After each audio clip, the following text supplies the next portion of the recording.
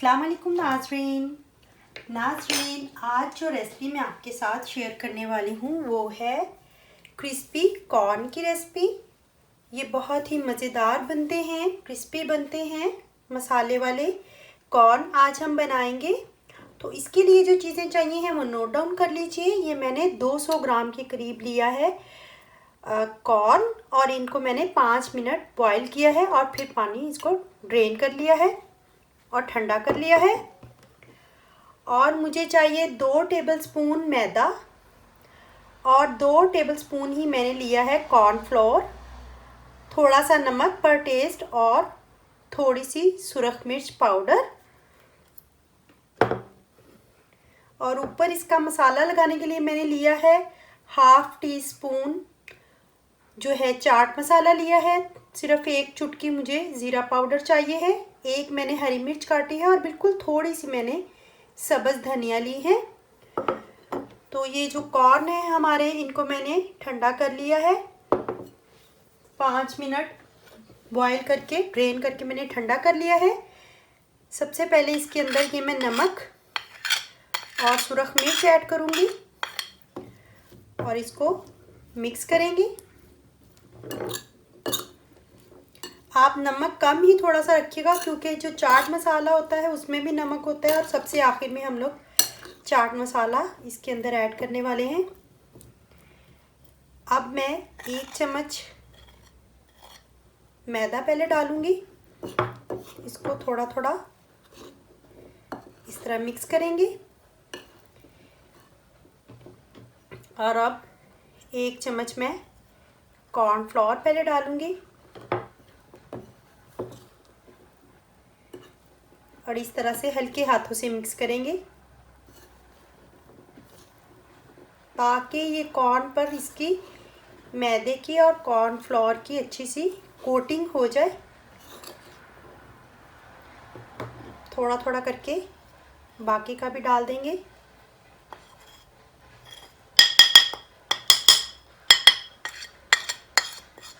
ये मैंने सारा ऐड कर दिया और इस तरह इसको हल्के हाथों से हम लोग सारे कॉर्न्स पर कोटिंग कर लेंगे।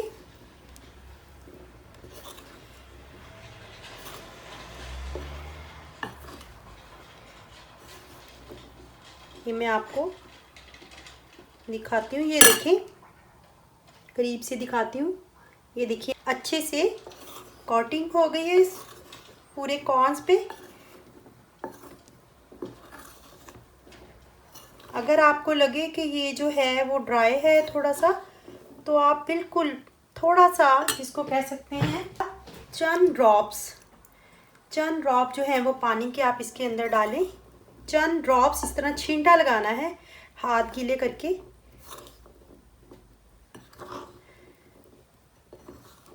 तो चलिए अब इसको फ्राई करना शुरू करते हैं हम लोग।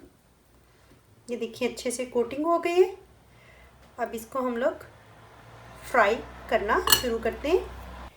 ये थोड़ा थोड़ा अभी भी थोड़ा सा ड्राई लग रहा है। मैं इस पे चंद पानी के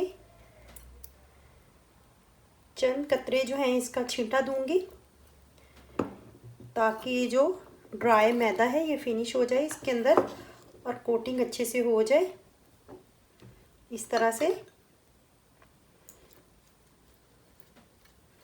अब ये मत करिएगा कि आप पूरा चम्मच भर के पानी डाल दें, सिर्फ 2-3 ड्रॉप्स डाले हैं मैंने। तो ये देखें ये अच्छे से, अब इसकी मैं करीब से दिखाती हूँ, इस पे अच्छे सी कोटिंग हो गई है। अब हम लोग ऑयल गरम करते हैं और इनको फ्राई करते हैं। जी तो नाज़रीन, ये घी मैंने गरम होना रख दिया था। तो आपने एक चीज़ का ध्यान रखना है कि आपने फुल इसके लिए घी बहुत गरम नहीं करना। अगर आप बहुत गरम घी में डालेंगे ये, तो ये जो कॉर्न है ये ऊपर को मतलब जैसे फट के बाहर को निकलते हैं ऐसे निकलेंगे और मतलब कि ये बंदे का जलने का ख़तरा होता है। तो आप कोशिश करेंगे गरम से थोड़ा कम गरम ही हो।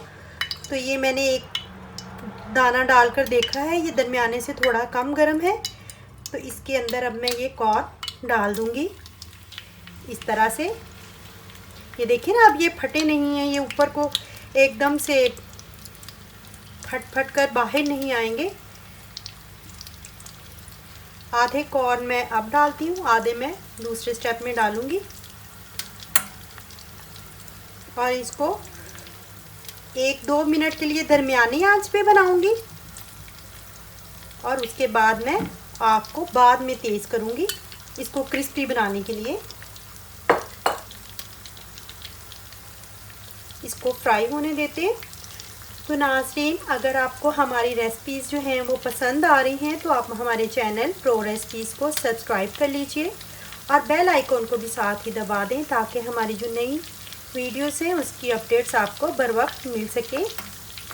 इसको हम लोग फ़ौरन नहीं हिलाएंगे, 1-आध मिनट के बाद हिलाएंगे। जी तो नाज़रीन, इसे 1-1.5 मिनट हो चुका है। अब हम लोग इसको एक दफ़ा हल्का सा हिला लेंगे। ये देखिए, इसका ज़रा भी जो इसकी कोटिंग है वो उतरी नहीं है। और अब हम लोग इसको तकरीबन 2 मिनट हो चुके हैं फ्राई होते हुए। तो हम आग जो है, इसका जो फ्लेम है वो हाई कर देंगे थोड़ा सा और इसको अब हाई फ्लेम पे थोड़ा सा पकाएंगे। और अगर आपको ख़तरा हो कि ये फूट कर बाहर निकलेंगी तो आप ऐसी छन्नी ले सकते हैं, ये थोड़ी सी इसके ऊपर कवर करके रखिए ताकि आपके चेहरे पर या कोई चीज़ फट के आपके हाथों वगैरह पे ना पड़े। आप ऐसे कर सकते हैं, ये एहतियात है। वैसे जो मैंने आपको तरीका बताया है कि बहुत गर्म घी में आप अगर ना डालें तो ये फिर नहीं फटते, और अगर बहुत ज़्यादा गर्म घी में डालें तो फ़ौरन से ये चांस होता है कि कुछ फटेंगी। तो चलिए इसे 2 से 3 मिनट हम लोग और फ्राई करेंगे हाई फ्लेम पे। नाज़रीन, 2 से 3 मिनट हो चुके हैं। अब हम लोग इनको निकाल लेंगे। इनको बहुत ज़्यादा गोल्डन नहीं करना होता हमें, वरना ये बहुत हार्ड हो जाएंगे अगर हम लोग इसको बहुत ज़्यादा फ्राई कर लेंगे तो ये ऑलमोस्ट फ्राई हो चुके हैं। अब हम लोग इसको निकाल लेंगे, इसका जो घी है वो निचोड़ कर। ये देखिए, ये मैंने इनको छान लिया है और हमारा घी देखिए ये बिल्कुल साफ़ है, इसमें कोई भी कॉर्न या मैदा उतरा नहीं है। और ये देखिए ये कितने अच्छे से फ्राई हो गए। तो अब मैं इसके अंदर इसको एक प्लेट में निकाल लूँगी। इसको मैं इस प्लेट में निकाल लूँगी टिश्यू बिछाकर। और अब मैं इसके अंदर दूसरा पूर भी डाल देती हूँ। ये देखिए, मैंने इसके अंदर ये दूसरा जो है बाकी जो कॉर्न थे वो भी डाल दिए हैं। और अब 1-1.5 मिनट बाद मैं इसको चम्मच चलाऊँगी। बहुत ही क्रिस्पी और मज़े की बनती हैं, जैसे कि हम लोग रेस्टोरेंट वगैरह में खाते हैं। 1-1.5 मिनट हो चुका है। अब इसको भी हम लोग एक दफ़ा चम्मच चलाएंगे और फ्लेम जो है वो हाई कर देंगे और इसे 2-3 मिनट के लिए हाई फ्लेम पर फ्राई करेंगे। जी तो नाज़रीन, इनको भी 2-3 मिनट हो चुके हैं फ्राई होते हैं और ये भी फ्राई हो गए हैं। अब इनको भी मैं निकाल लूँगी। ये भी, इनका भी घी छन चुका है। अब इसको भी मैं प्लेट में निकाल लूँगी इस तरह से।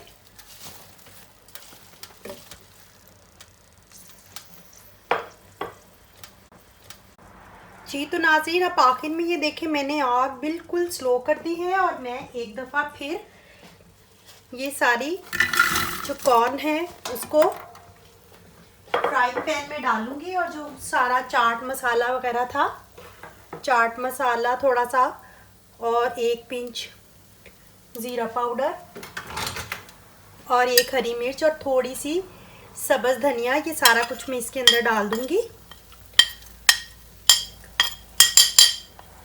इस तरह से। और ये खाली पैन है, लेकिन हमारा चूल्हा जो है वो बिल्कुल स्लो फ्लेम पे है, जिससे हम लोग चावलों को दम देते हैं। बस 1 मिनट के लिए हम लोगों ने इसको मिक्स करना है गरम गरम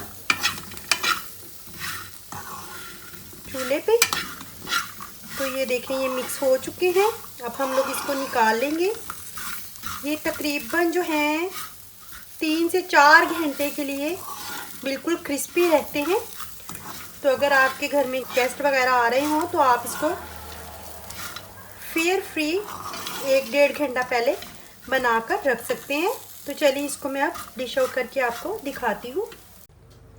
जी तो नाजरीन, ये थे हमारे क्रिस्पी कॉर्न मसालेदार। इसको मैं आपको करीब से दिखाती हूँ। ये देखिए बिल्कुल रेस्टोरेंट स्टाइल के बने हैं, बहुत ही टेस्टी। तो आप इसको ज़रूर बनाइएगा और मुझे बताइएगा कमेंट बॉक्स में कि आपके कैसे बने हैं।